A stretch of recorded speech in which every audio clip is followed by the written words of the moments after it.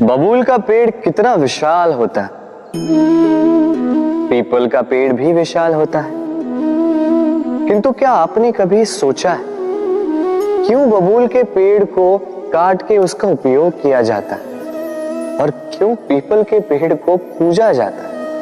इसलिए क्योंकि पीपल का पेड़ उसके नीचे बैठे पथिक को छाया देता है, अपनी डाली पर असंख्य पंछियों को बसेरा देता है, किसी को काटे चुबाकर दूर नहीं करता, बल्कि उसे शीतल छाया देकर उसकी थकान हर लेता।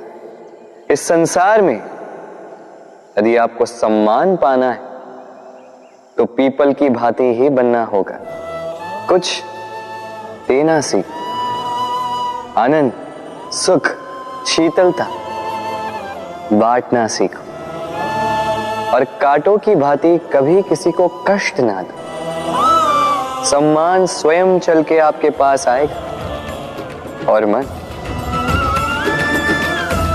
प्रसन्न होकर बोलेगा, राधे राधे।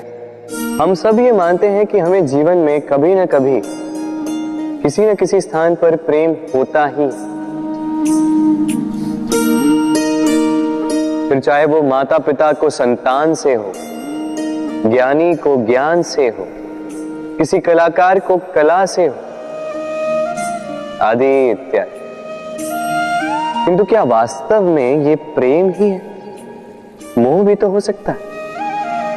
अब आप पूछेंगे कि प्रेम और मोह में अंतर क्या? अंतर है बंधन का, जो आपको बांधे वो मोह है, प्रेम में। प्रेम वो जो आपको मुक्त कर विकास की ओर भेजे।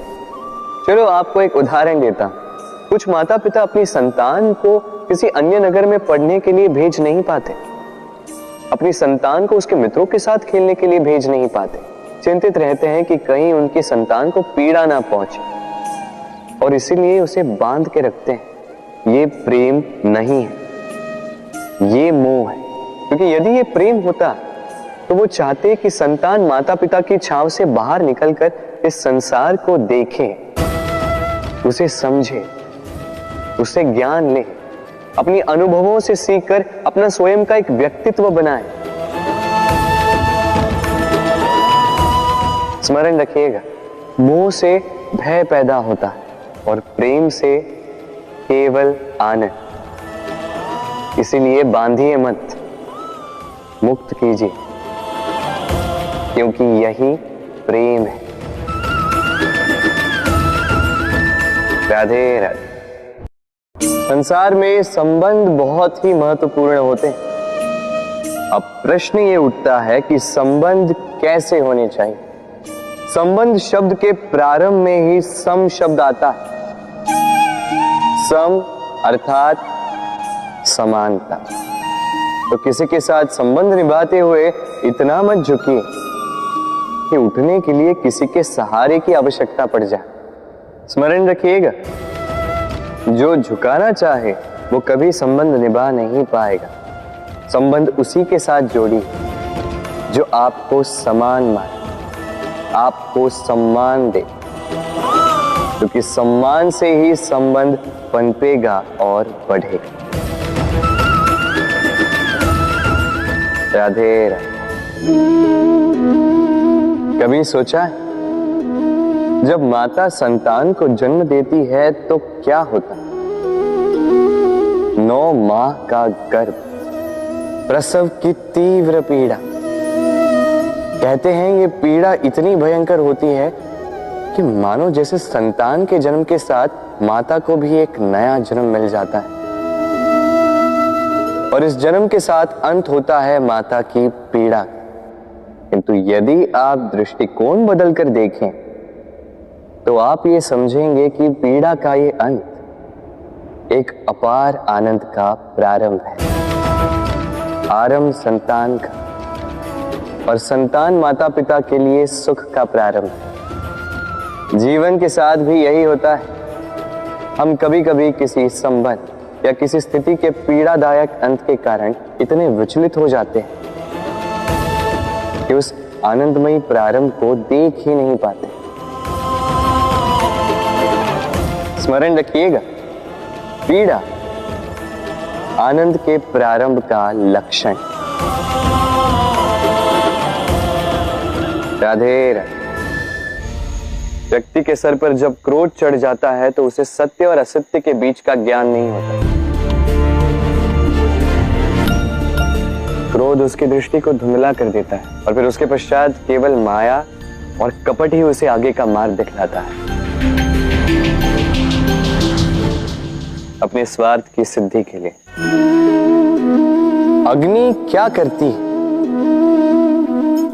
जलाती है, फिर चाहे वो लकड़ी हो, कोयला हो, वस्त्र हो, जो भी आप अग्नि में डालोगे वो भस्म हो जाएगा। किंतु सोना, यदि आप सोने को अग्नि में डालोगे तो वो कुंदन बनकर अपना अस्तित्व निखार लेता है। यदि आप लोहे को ताप दो तो वो फौलाद बन जाता है। क्यों होता है ऐसा? क्योंकि उनके भीतर की अग्नि उनको जलाने वाली अग्नि से अधिक तीक्ष्ण होती। ये अग्नि है निश्चय की, ये अग्नि है पवित्रता की। यदि आपका निश्चय दृढ़ हो, आपके विचार पावन हो, तो कुंदन बनकर निकलोगे, फौलाद बनकर निखरोगे, भीतर से बल पाओगे और कोई आपके साथ अनिष्ट नहीं कर पाएगा। राधे राधे। व्यक्ति का जीवन क्या है? अब आप कहेंगे जन्म और मृत्यु के बीच का समय। और मृत्यु कब होती है? जब व्यक्ति श्वास लेना छोड़ दे, हाथ पांव चलाना छोड़ दे, सोचना छोड़ दे। ऐसा नहीं। देखिए, जल की मृत्यु तब नहीं होती जब वो सूख जाती। जल की मृत्यु तब होती है जब वो प्यास बुझाना बंद कर देती है। सूर्य की मृत्यु तब नहीं होती जब उस पर ग्रहण लग जाए या जब सूर्यास्त हो जाए। सूर्य की मृत्यु तब होती है जब वो भविष्य में इस संसार के जीवों को प्रकाश की आशा देना छोड़ दे। उसी प्रकार मनुष्य का अंत, उसकी मृत्यु तब होती है जब उसके भीतर की करुणा का अंत हो जाए। करुणा वो भाव है जो मनुष्य को मनुष्य बनाए रखती है, जो एक मनुष्य को किसी और मनुष्य का कष्ट, उसकी आवश्यकता का अनुभव कराती है, जो उसे बल देती है किसी और की सहायता करने के लिए, उसे पात्र बनाती है इस सृष्टि का नियंता बनने के लिए। देखिए, इस संसार में मृत्यु केवल एक बार होती, तो उससे पूर्व क्यों मरना? इस करुणा को क्यों मारना?